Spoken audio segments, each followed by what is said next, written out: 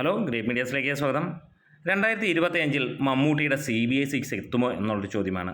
അതിനുള്ള തിരിയൊക്കെ ഇവിടെ തെളിഞ്ഞു തുടങ്ങുന്നു എന്നുള്ളത് തന്നെയാണ്. Mammootty in talk with Abhinav Sundar Nayak for CBI-6.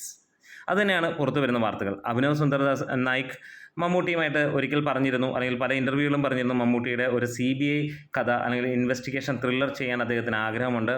അത് ഓൾറെഡി ആയിട്ട് മമ്മൂട്ടിക്ക് പല സ്റ്റോറിയും അദ്ദേഹം നരേറ്റ് ചെയ്ത് കൊടുത്തിട്ടുമുണ്ട്.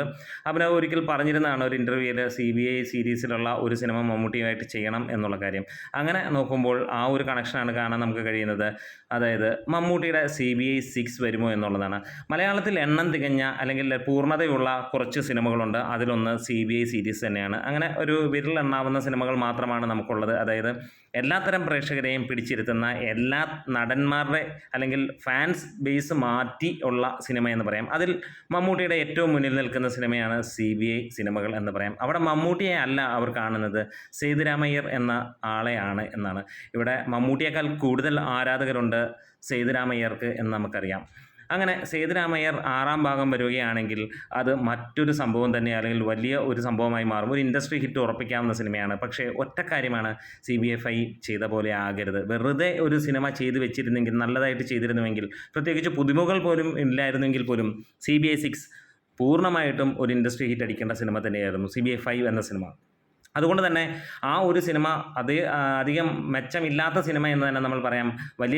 ഒട്ടും തന്നെ തൃപ്തിപ്പെടുത്താത്ത സിനിമയായിരുന്നു. എന്നിട്ട് പോലും ആ സിനിമ വലിയ വിജയമായിരുന്നു. വേറെ ഒന്നും കൊണ്ടല്ല, അത് മമ്മൂട്ടി സിനിമയായതുകൊണ്ടുമല്ല, അത് സേതുരാമയ്യരുടെ സിനിമ ആയതുകൊണ്ട് തന്നെയാണ്. വീണ്ടും സേതുരാമയ്യരുടെ 6ാം ഭാഗം കാണാൻ വരുമ്പോൾ ഒരു കാര്യമാണ് ജനങ്ങൾ, അല്ലെങ്കിൽ നമ്മളെല്ലാവരും ചോദിക്കുന്നത്, നല്ല സിനിമ, ഒരുപാട് വലിയ സംഭവങ്ങളൊന്നും ഞങ്ങൾക്ക് വേണ്ട. CBI എന്താണെന്ന് ഞങ്ങൾക്കറിയാം, എന്താണ് സേതുരാമയ്യർ എന്ന് നമുക്കറിയാം. അദ്ദേഹത്തിൻ്റെ അല്ലെങ്കിൽ ആ സേതുരാമയ്യരെ ഒന്ന് യൂട്ടിലൈസ് ചെയ്യുന്ന തരത്തിലുള്ള ഒരു സിനിമ മതി.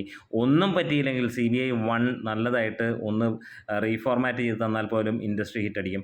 ഇവിടെ മമ്മൂട്ടി, മോഹൻലാൽ, അങ്ങനെ എത്ര വൈരികളായിട്ട് നിൽക്കുന്ന ആളുകൾ പോലും നമുക്ക് കാണാൻ കഴിയാറുണ്ട്.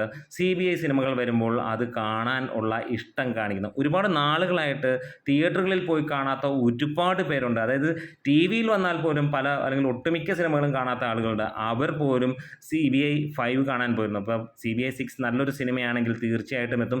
വാർത്തകൾ സൂചിപ്പിക്കുന്നത്, കിട്ടുന്ന അപ്ഡേറ്റുകൾ സൂചിപ്പിക്കുന്നത് മമ്മൂട്ടിയുടെ CBI-6 വരുന്നു 2025 എന്നുള്ളത് തന്നെയാണ്. ടീം എങ്ങനെയെന്നൊന്നും അറിയില്ല.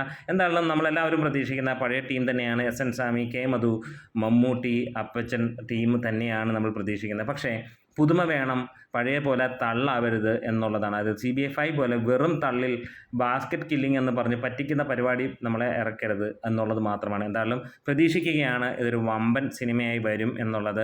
റോൾ ഔട്ട് ആകുമെന്ന് തന്നെ പ്രതീക്ഷിക്കുന്നു. ആകട്ടെ എന്ന് ആശംസിക്കുന്നു.